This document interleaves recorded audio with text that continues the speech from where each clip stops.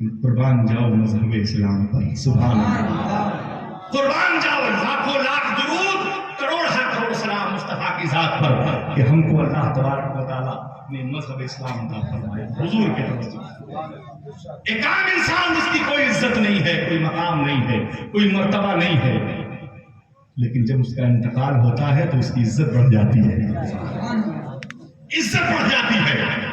اللہ پر حضور نے فرمایا میرے امتی کو بہت پیار سے نہلاؤ، آہستہ آہستہ نہلاؤ، زیادہ تیزی مت کرو، اسے تکلیف ہوگی۔ اس کے بعد فرمایا کہ اسے سفید لباس میں ملبوس کر دو، سبحان اللہ، کیا عزت مذہب اسلام کو عطا ہوئی ہے، اللہ اکبر، سفید لباس میں اسے ملبوس کرو، اور کہا اسے اکیلے نہیں، اب یہ جب چلے گا تو 4 لوگ کے کاندھے پہ چلے گا، سبحان اللہ سبحان اللہ۔ اب وہ چل رہا ہے، چلا جا رہا ہے، اللہ اکبر، کہا جنازہ آگے آگے، لوگ پیچھے پیچھے جا۔ حد تو تب ہوئی کبھی نماز پڑھتا ہو یا نہ پڑھتا، امام پیچھے ہوگا وہ آگے ہوگا، کیا عزت ہے اللہ، مذہب اسلام نے عطا فرمائی ہے۔ حضور فرماتے ہیں کہ پھر اس کو بہت آرام سے دھیرے سے لحد میں قبر میں اتار دے۔ ایک آدمی اس طرف سے سر پکڑتا ہے، ایک پیر اور بیچ سے کپڑا لگا کر آرام سے اتار دیا جاتا ہے۔ حضور فرماتے ہیں اب میں اور میرا امتی میں سمجھ لوں گا، یہ معاملات مذہب اسلام کو عطا ہوئے ہیں، یہ عزت مذہب اسلام کو عطا ہوئی ہے۔ قربان جاؤ مصطفیٰ جان رحمت کا احسان ہم کیوں نہ مانے، مصطفیٰ نے ہمیں دنیا کی آگ سے بچا لیا، سبحان اللہ، آگ میں جلنے سے بچا لیا، اللہ اکبر۔ اب آپ دیکھو میں عرض کر رہا ہوں، اس غیر مسلم شخص کا انتقال ہوتا ہے، چھوٹو رام کا انتقال ہوا۔ اب معاملات یہ ہوئے کہ ان کے ضابطے کے اعتبار سے، ان کے اصول کے اعتبار سے اسے چلانے کے لیے تیاریاں شروع ہوئی۔ پیسے والے لوگ تھے، ویل سیٹل تھے، اچھے پیسے معاملات تھے ان کو۔ مزید تعداد میں چندن کی لکڑی اور گھی، دیسی گھی کا انتظام ہوا۔ لوگوں نے اپنی نگاہوں سے دیکھا آگ لگائی جاتی ہے، آگ لگائی گئی، کافی شدت کے ساتھ آگ جل گئی۔ جلنے کے بعد جب وہ آگ ٹھنڈی ہوئی، وہ قریب گئے، کیا دیکھتے ہیں اس شخص کے جسم کا ایک بال بھی نہیں جلا، اس شخص کے جسم کا ایک بال بھی نہیں جلا، اللہ اکبر اللہ اکبر۔ دوبارہ پھر وہی معمول تھا، جلا نہیں، دوبارہ پھر انتظام ہوا۔ اس بار مزید چندن کی لکڑی اور دیسی گھی کا انتظام کیا گیا، اور اس بار کثیر تعداد میں آگ لگائی گئی۔ اس بار تو جلا ہی ڈالیں گے، اس بار پھونک ڈالیں گے۔ تاریخ میں آتا ہے اس بار بڑی تیزی کے ساتھ آگ کے شعلے، آگ کی لپٹیں، آگ اس طریقے سے چل رہی تھی کہ لوگ اسے کافی دور ہو گئے، اس کی شعائیں قریب کر رہی تھی، لوگوں کو کھینچ رہی تھی، اللہ اکبر۔ کافی دیر کے بعد فرمایا جب آگ ٹھنڈی ہوتی ہے تو کیا دیکھا، لوگ قریب گئے، اس شخص کے جسم کا ایک بال بھی نہیں جلا، اللہ اکبر اللہ اکبر۔ اب تیسری بار تیاری شروع ہو گئی اس کو جلانے کی۔ اب جب تیاری شروع ہوئی تو اب اس کی جو خاتون تھی، اس کی بیوی، وہ سامنے آگے آ گئی، کہا اسے مت جلاؤ، ایک بار نہیں، 2 بار نہیں، 100 بار بھی جلاؤ گے تو اسے آگ اثر نہیں کرے گی۔ کہا کیوں؟ کہا میں اس کے راز کو جانتی ہوں، یہ حضور کی میعاد کا دیوانہ تھا، اللہ نے اس میعاد کے وجہ سے ایمان کی دولت سے سرفراز عطا کیا تھا، ایمان کی دولت سے اسے سرفراز کیا تھا، اور یہ وجہ ہے حضور کے میعاد کی برکت ہے، اس کے جسم میں دنیا کی آگ اثر نہیں کر رہی۔ اللہ اکبر اللہ اکبر۔ معلوم یہ ہوا کہ ایک شخص حضور کی میلاد میں شریک ہوتا رہا، دل کے ساتھ، محبت کے ساتھ، اس کو یہ انعام ملا، اللہ اکبر، کہ دنیا کی آگ اثر نہیں کر رہی ہے، دنیا کی آگ نہیں اثر کر رہی ہے، ہم تو جان و دل قربان کر کے حضور کی میلاد منا رہے ہیں۔ جو لوگ میلاد میں شریک ہیں ان کے لیے، جو لوگ شرکت کرتے ہیں، جو لوگ منائے ہیں، جو لوگ جن محنتوں سے جنہوں نے سجایا ہے، انعام بہت بڑا ملنے والا ہے، بہت بڑا انعام ملے گا۔ اور دیکھو ہندوستان کی سرزمین ایک ایسا گاؤں ہے، ربیع النور شریف کا چاند جب سے نمودار ہوتا ہے تو معمول یہ ہے کہ ہر گھر میں حضور کی میلاد منائی جاتی ہے، ہر گھر میں۔ اور تاریخ بھی یہی ہے، ہمارے یہاں بھی تقریباً 30-40 سال پہلے بھی لوگ اپنے اپنے گھروں میں میلاد اکبر یا کسی طریقے سے گھروں میں منایا کرتے ہیں، ہر گھر میں میلاد شریف بڑی برکت ہے۔ کیوں ہر گھر میں کیوں مناتے ہیں بھائی؟ ذکر وہی ہے، تذکرہ وہی ہے، باتیں وہی ہیں۔ سنا ہے آپ ہر عاشق کے گھر تشریف لاتے ہیں، میرے گھر میں بھی ہو جائے چلا جائے، میرے گھر میں بھی ہو جائے، جس کا حضور جلوہ फरोख्त हो जाए, उस घर में कोई गम नहीं रहेगा, उस घर में कोई परेशानी नहीं होगी। ये मिलाद की बरकतें हैं। तो मामूल ये था, लोग ये वादीगर अपने घरों में हुजूर की मिलाद बना रहे हैं, दुआए खैर होती, सलातो सलाम पेश किया जाता। मामूल के मुताबिक एक शख्स हाथ बुलंद करता, कल मेरे यहाँ भी हुजूर की मिलाद है, तशरीफ लाइएगा। लोग वक्त मुकर्रर पर उसके यहाँ पहुंच जाया करते, दूसरे दिन वहां पहुंचे, तीसरे दिन किसी और के यहाँ, चौथे दिन किसी और के यहाँ। रोज हुजूर की मिलाद की महफिल सज रही है, रोज रहमतों का नुज़ूल हो रहा है, रोज हुजूर की आमद हो रही है। आओ देखो, एक गरीब शख्स है, गुर्बत की जंजीर ने कदम को जकड़ रखा है, आरज़ू है, तमन्ना है, मैं भी हुजूर की मिलाद अपने घर मनाऊं। आशाइश नहीं है, मामलात नहीं है, लेकिन जज्बा है उसके अंदर, अकीदत है उसके अंदर, मोहब्बत है उसके अंदर। फरमाया हुजूर पैसा दौलत नहीं देखते, अकीदत देखते हैं। अल्लाह अकबर, तवज्जो देखो, ईमान पैदा हो जाएगा। बैठा था महफिल में, इसी तरीके से महफिल लगी हुई थी, सजी हुई थी, हुजूर की तारीफ और तौसीफ हुई, हुजूर की रहमतों का नुज़ूल हुआ, जज्बात से दिल भर गया, हाथ को बुलंद किया, कल मेरे यहाँ भी हुजूर की मिलाद है, कल मेरे यहाँ भी हुजूर की मिलाद है, तशरीफ लाइएगा। लोग वक्त मुकर्रर से छोटा सा घर बिछाने का भी एहतमाम नहीं है। अल्लाह अकबर, लोग आशिक थे, वो लोग नहीं देखते थे कि फैसिलिटी होगी कि नहीं होगी, एसी होगी कि नहीं होगी, कुर्सी होगी कि बैठने के लिए फर्श बिछाया जाएगा। उनको तो ये मतलब था कि हुजूर का जिक्र सुनाया जाएगा, हुजूर की मिलाद सुनाई जाएगी। अल्लाह अकबर कबीरा। पहुंच गए दीवाने वक्त मुकर्रर पर, छोटा सा कमरा है, कमरा भर गया, बरामदा भर गया, सहन भर गया। लोग गली में खड़े होकर हुजूर की मिलाद सुन रहे हैं, गलियों में खड़े होकर हुजूर की मिलाद सुन रहे हैं। अल्लाह अकबर कबीरा। उस शख्स के घर के बगल में एक यहूदी का घर है, यहूदी की खातून ने देखा लोग खड़े होकर हुजूर की मिलाद सुन रहे हैं। इंसानियत के तौर पर उसे अच्छा न लगा कि लोग खड़े होकर के सुन रहे हैं। उसने कहा कि मैं एक चादर लेकर आती हूँ, इस चादर को आप बिछा लीजिए, बैठ जाइए, हुजूर की मिलाद का जब जिक्र खत्म होगा, इख्तिताम होगा, आप हमें चादर वापस करके चले जाइएगा। ऐसा ही हुआ, चादर पेश की गई, लोग बैठे, हुजूर की मिलाद का जिक्र सुना, दुआएं खैर हुई, सलातो सलाम पेश किया गया। उसके बाद लोग उठे, चादर को मोड़कर वापस कर दिया गया, और उसके बाद लोग अपने अपने घर को चले गए। अब ये यहूदी खातून जब सुबह बेदार होती है, सुबह उठती है, अपने शौहर से कहती है कि हमारे और तुम्हारे मामलात खत्म हो, हाँ हमारे और तुम्हारे मामलात खत्म हो गए, सामान इकट्ठा करने लगे।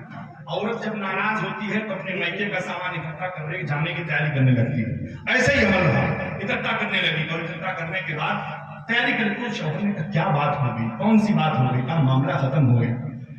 एक ही रात में कौन सी चीज ऐसी हो गई, कौन सा इंकलाब ऐसा बर्पा हो गया, मामला खत्म हो गया। अल्लाह अकबर। जब वज़ीर हुआ तो बताती है कल हमारे पड़ोस में हुजूर की मिलाद का जिक्र था, हुजूर की मिलाद का जिक्र था, मैंने उस महफिल में एक चादर पेश किया था, कल रात जब मेरी आंख बंद हुई तो मेरी किस्मत का सितारा बेदार हो गया, हुजूर मेरे ख्वाब में जलवागर हुए।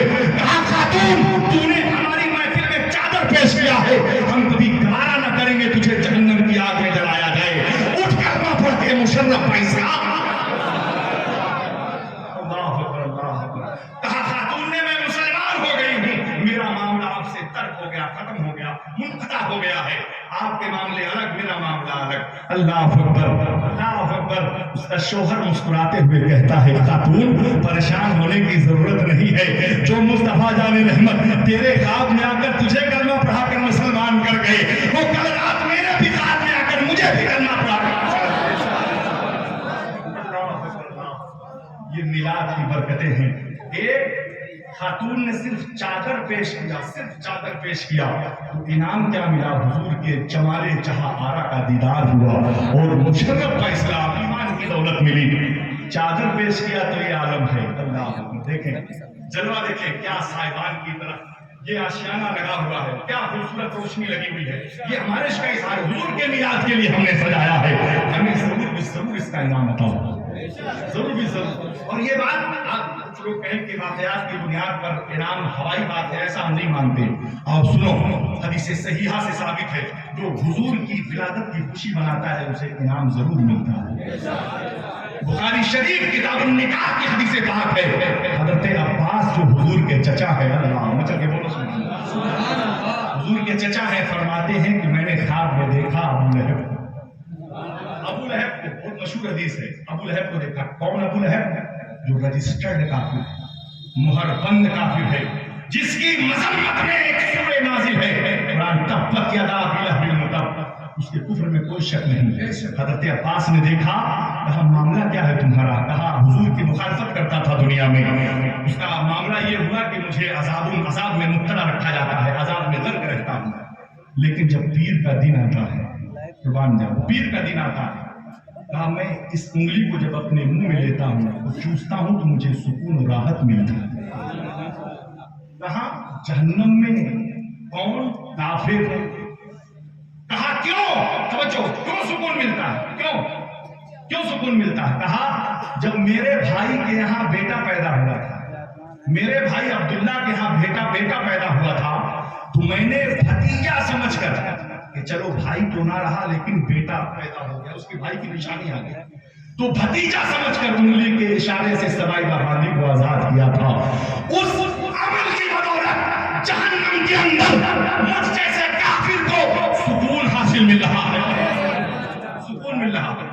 بھتیجا سمجھ کر اس نے خوشی منائی تھی۔ اللہ اکبر، ہم تو وجہ تخلیق کائنات، فخر موجودات، سردار انبیاء، جان و دل قربان کر کے حضور کا میلاد منا رہے ہیں، خوشیاں منا رہے ہیں، ہمیں ضرور اس کا انعام عطا ہو۔ جو لوگ محفل کو سجانے میں جس طریقے سے حصہ لیے ہیں، آپ لوگ تیار ہو جائیں، بہت بڑے انعام کے مستحق ہیں، بہت بڑے انعام کے مستحق ہیں۔ اللہ تعالیٰ آپ کو مزید انعام سے سرفراز فرمائے۔ درود پاک پڑھیں، اللہم صلی علی۔ میلاد عربی کا لفظ ہے، توجہ کا تعلیم، میلاد عربی کا لفظ ہے، اردو میں اس کو یوم پیدائش کہا جاتا ہے، ہندی میں جنم دیوس کہا جاتا ہے، انگلش میں برتھ ڈے کہا جاتا ہے۔ کہا جاتا ہے نا بھائی، کہا جاتا ہے، انگلش میں کیا کہا جاتا ہے؟ برتھ ڈے کہا جاتا ہے۔ اچھا، برتھ ڈے کا ایک اصول ہوتا ہے کہ برتھ ڈے میں جب کوئی بلاتا ہے جب ہم جاتے ہیں، بھائی اپنے من سے چلے جاتے ہیں۔ آپ حضور کے میلاد کی محفل میں آئے ہیں، حضور نے بلایا ہے آپ کو، حضور نے بلایا ہے، حضور نے، میں نے بتایا نا پہلے میں نے کیا کہ حضور جس کا انتخاب کرتے ہیں وہی حضور کی محفل میں آتے ہیں۔